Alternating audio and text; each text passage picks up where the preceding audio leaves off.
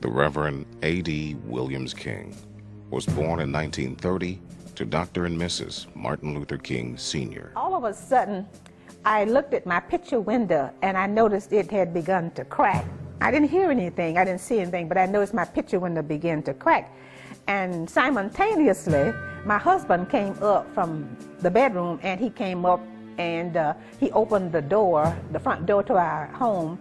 And by the time we got to the middle of our home, the second bomb hit. World War II veteran named Roosevelt Tatum, who introduced himself, said he lived in the neighborhood and asked if he could come in. He would like to talk with them. Martin Luther King Jr. believed in nonviolence. He did love his neighbor as himself. I'm proud of the fact that we have people like A.D. and others in the movement who gave their lives and their capacity for thought and perspective and vision to the movement. And I think that it would be good for America and the world to see what he was able to accomplish with the help of God in his own right. Like his brother and other members of his family, was deeply committed to end segregation. He was more radical than what you would think. A.D. was just as important as M.L. That danger and death were lurking in the shadows. He was under constant threat. People were continuing to say, "We got your brother, we're going to get you." So I have left yet something that you can't take away, still left with me: faith, hope, love.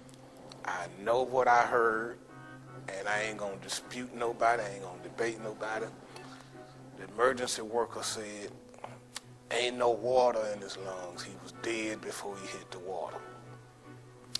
And I said, what? Most disturbing thing to me, how a drowned man didn't have no water in his lungs. Many people at the time that my father, Reverend A.D. King, died, expressed doubts that it was accidental.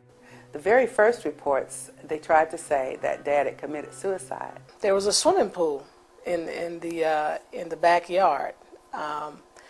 And of course, at that particular time, I was a little afraid of water. I was only 6 years of age, and Uncle A.D. was a very good swimmer. It's good for us as a family to kind of reflect back on this. We've lived with this and we've known it, but it's good to kind of pull it off the shelf. They were determined and committed to a cause, and they were willing to pay the ultimate price. He was at every mass meeting. His church was one of the churches that ended up as a headquarters, not only for voter registration and for demonstrations, but for training young people. So he was right in the middle of all of the movement activity and one of the real leaders. There would be no possible, as we're filming this, black president had there not been an A.D. King, had there not been these men and women who were willing to lay their lives on the line. Nothing is more powerful than an idea whose time has come. And nothing is more frustrating than to try to push forth an idea whose time has not come. So we've talked about running for political office. Here we are in 2008, talking about electing a black president. I mean, sure enough. All I can say to you all that don't know A.D., what a man, what a man, what a mighty man.